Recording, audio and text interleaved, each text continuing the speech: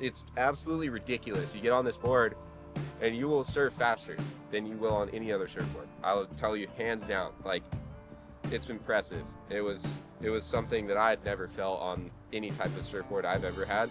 All right, what's up, Stralpers? Welcome back to another episode of Stralp Stories. The first video that not the first video, but the last video that we did was highlighting this board, the XTR Shaped by Timmy extruded foam blank. It was my initial knee-jerk reaction to it. Now, since then, I've ridden it all week at different places like Lower Trestles and here, actually. So those are the only two places. But what I want to give you guys now is, like, after I've ridden it for a little while, my experience riding the board, and I've actually talked to the builder of the surfboard blank, Shay, and he kind of gave me some more of the lowdown on the actual building material in here. And we got a lot of good comments from you guys about your experience with XTR, what you think about it, and some people were calling BS on what I was saying, which is kind of funny because it was just like what I knew about XTR, and now learning more, I have some more input for you guys. So we're gonna go for a surf now that I'm used to the board a little bit, and I'm gonna come back and tell you guys like what I've noticed after riding this board for a long time. So you know the rules. Go for a Stralp. We got Brandon over here, we got Gino, we got Ian. Hopefully he doesn't get out too soon, and I'm sure a few more of the boys are gonna show up because the waves look fun. So let's go for a Stralp, and we'll report back to you in just a little bit.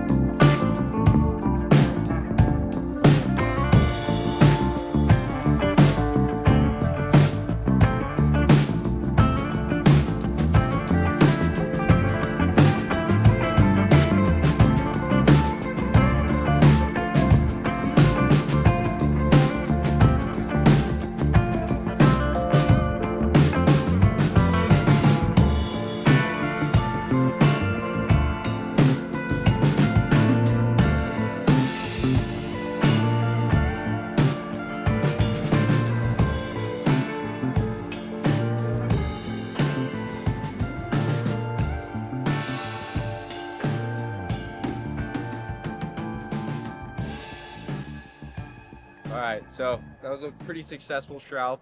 We had a lot of fun. Waves are kind of funky. It was like really peaky wind swell style, and the tide was like negative low, so it was tricky. But what was great is I had my XTR synthetic 84 model in the parallel carbon technology. And the reason why it worked well for the conditions at hand is the fact that it's a lower rocker surfboard. It's got the XTR foam, so it's really floaty and buoyant. And then it also has no stringer, just the parallel carbon strips here. So it's really flexy. So when you come off bottom turns and stuff, the board will bend and it'll kind of propel you out of the bottom turns, or top turns for that matter. It'll give you a lot of speed out of all of your turns.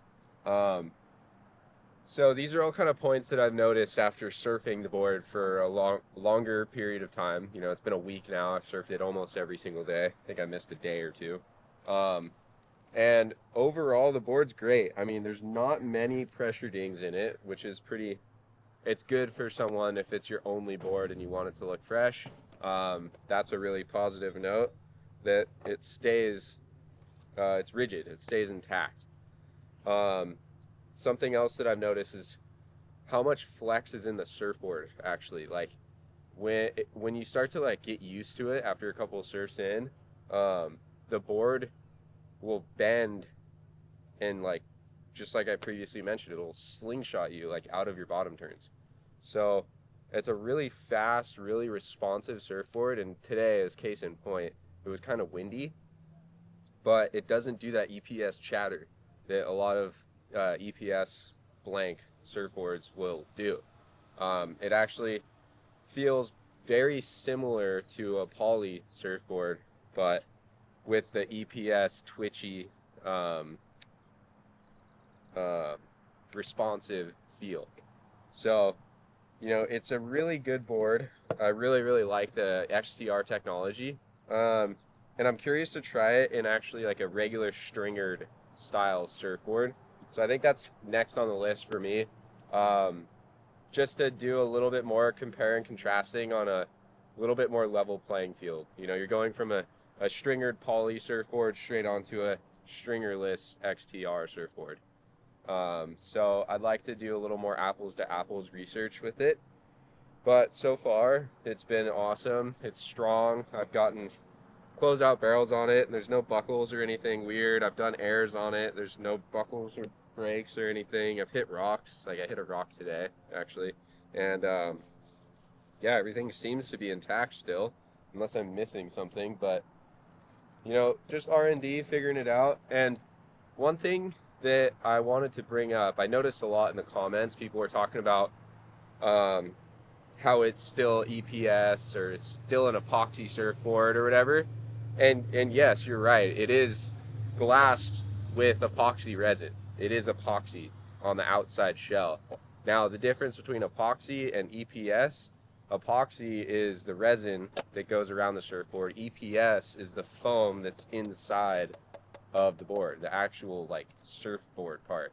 So there's EPS and there's XTR, and you'll notice that the XTR looks fibrous, like strands, whereas, and it's closed cell, so it's solid, like a solid block. And then whereas the EPS will be little beads, kind of looks like a styrofoam cooler, basically. So a little bit of differences there. So you guys are right. It is EPS, like the actual shell of the board, but XTR, extruded foam on the inside. So go down to Home Depot and have a look at it if you're curious. And then, yeah, I mean, kind of now we're at the point where initial knee-jerk reaction, success, I liked it a lot. There were some quirks and things that I eventually got used to. Now I'm really starting to like it a lot, and I'm riding it more often than any of my other surfboards. It's kind of my daily driver at this point. And it's really fast, it's really responsive. It holds a line better than epoxy does. It'll actually draw your surfing out, which is great. And I think the best thing about this type of surfboard, this type of construction, is how much way more speed. I don't even know how to say it. I'm just fumbling my words right now. But like, it's absolutely ridiculous. You get on this board and you will surf faster than you will on any other surfboard. I'll tell you hands down. Like, it's impressive. It was something that I had never felt on any type of surfboard I've ever had. Just how easy it is to go from section to section. Like some of those lefts I got out at point. Everyone talks about that wave. Feels like you're surfing uphill. It's a terrible wave. It's really slow. It's really soft. And this board was just like skipping across all of the sections and holding its line really well. Like, so case in point, board's really fun. Now, next video, we're actually going to go down to the XTR shop and we're going to talk to Shay and see if some of my points are valid, some of my points are invalid. We're going to check in with him, get the full scoop on things. We're going to check out a couple different blanks, a couple different boards, a couple different constructions, and really get like a deep dive explanation on why XTR, how XTR works, and maybe we'll even get this scoop on how he thought of using it, I guess. But for now, thanks for tuning into Shroud Stories. Go check out racetrack.com. Best traction pads on the planet. And they got some merch too. We're running out actually. It's we're getting pretty low on the merch, but we gotta order some more. So yeah, go check them out. True Aim's fins, best fins on the planet. Hand foiled, handmade in Santa Barbara, California. Sport local. And electric. I always forget about you guys, but best shades. So protect your eyes and keep on shrouding. Go get off YouTube. Like, comment, subscribe. Go surf. Catch you next week.